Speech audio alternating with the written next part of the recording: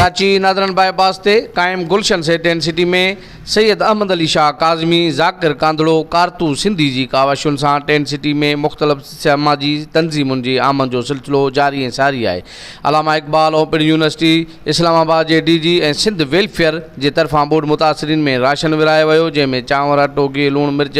समेत नंढड़नि ॿारनि में टाफियूं ऐं बिस्किट जूस विराया विया। समाजी तंज़ीम सिंध वेलफेयर जे सदर सगीर अहमद मेमून जनरल सेक्रेटरी किफ़ायत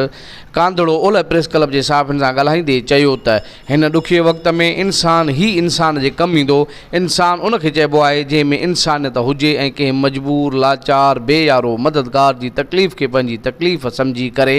मिसकीन मारूअड़नि जी मदद करे। हिन जो वधीक चवणु हुयो त हिते जेकी बि दोस्त रज़ाकार मारूअड़नि जी मदद कनि था उहे जसल आहिनि ऐं उन्हनि खे आउं निमी सलाम पेश थो कयां, जिन में सैयद अहमद अली शाह काज़मी, सैयद अकबर अली शाह, अतीकुर रहमान सूमरो, अब्दुल हमीद छच्छर, ज़ाकिर कांदड़ो, कारतू सिंधी ऐं ॿिया जेकी बि दोस्त हिते रज़ाकार कमु करे रहिया आहिनि उन्हनि खे निमी सलाम पेश था कयूं।